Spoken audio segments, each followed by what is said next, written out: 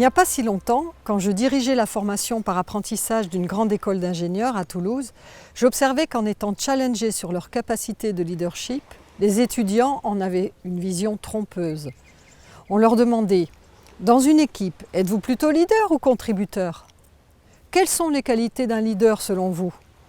Et pour eux, invariablement, le leader était la personne capable de se mettre en avant, qui n'avait pas peur de prendre le lead et de décider pour les autres. Pas encore diplômés, on attend d'eux qu'ils sachent piloter une équipe sans jamais leur donner tous les codes des comportements humains et les leviers de la motivation. Pour certains, c'est compliqué sans ces codes. Qu'est-ce que le leadership ? Le petit Robert propose une définition assez marquée. Le leadership est une position dominante. Le leader est en position de commandement. C'est aussi comme ça un peu que l'entendaient les étudiants. Le leader, c'est quelqu'un qui dirige. Et c'est sûrement comme ça aussi que l'entendent la majorité des personnes au travail. Et pourtant, il y a une autre manière d'appréhender le leadership.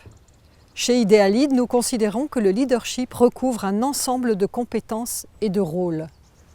Exprimer une vision, avoir un temps d'avance sur ce qui peut ou va se produire, influencer les autres pour obtenir des résultats, stimuler, encourager, féliciter, déléguer, déployer la coopération au sein d'une équipe, activer l'intelligence collective, être un exemple, être et faire avec.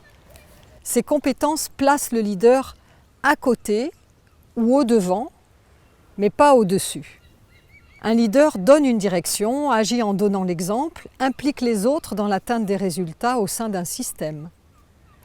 Pour être en confiance dans l'expression de ses compétences, le leader a intérêt à mieux se connaître, à identifier les modes d'expression qui impactent le mieux son équipe et qui lui sont le plus faciles. Mais ne nous y trompons pas, on peut se dépasser, on ne peut pas se tordre pour être qui on n'est pas. Ce qui importe, c'est se trouver et incarner le leader qui est en nous. Si vous voulez en savoir plus, je vous invite à nous rejoindre sur notre page LinkedIn ou sur notre site idealid.eu.